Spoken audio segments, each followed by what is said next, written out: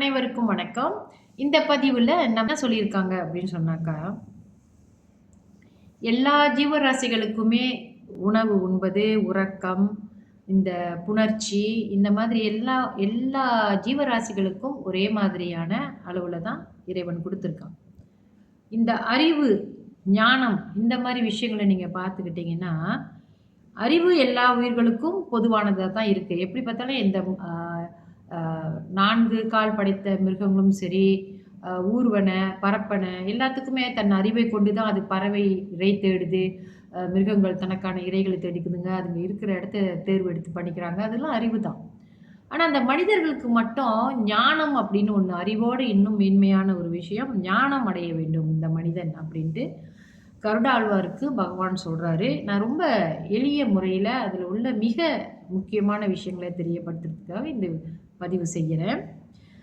அவர் சொல்றாரு என்ன சொல்றாருன்னா, பூத, பிரேத, பிசாசுக்கள் இவங்களுக்கு கூட ஆவி ரூபம் தான் இருக்கு.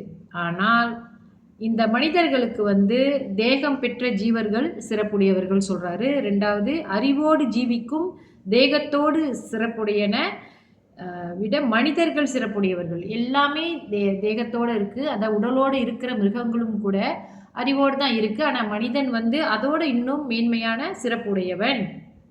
ஏன்னா இவனுக்கு வந்து அ ஞானம் அடையக்கூடிய தகுதி இருக்குல்லவா? அதனால அவர் அப்படி சொல்றாரு.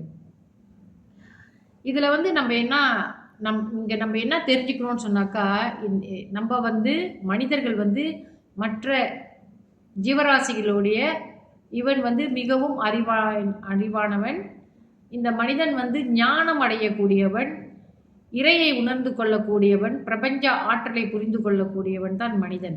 ஆனா, இதெல்லாம் விட்டுப்புட்டு சாதாரணமா மிருகங்கள் போல வாழ்றவங்க, அதாவது காலையில எந்திரிப்பாங்க, சாப்பிடுவாங்க, வேலைக்கு போவாங்க. இது மாரி எல்லா விஷயங்களையும் செஞ்சுக்கிட்டு அப்படியே வாழ்ந்துகிட்டு இருப்பாங்க. தன்னை சுத்தி நடக்கிற விஷயத்த தெரிஞ்சுக்க மாட்டாங்க. அ எக்ஸ்ட்ராவான விஷயங்கள அவங்க தெரிஞ்சுக்க முயற்சி பண்ணவும் மாட்டாங்க. ஏனோ தானோ என்று வாழ்பவர்கள பத்தி நம்ம இங்க பேசுறோம்.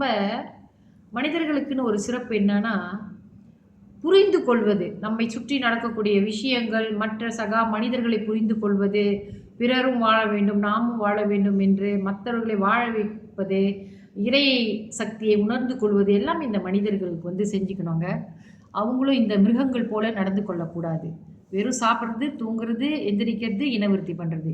அது நம்ம கிடையாது. நம்ம அதோட ஒசந்தவங்க அப்படின்னு பகவான் ஸ்ரீ கருட புராணத்துல பார்ப்போம். நன்றி, வணக்கம்.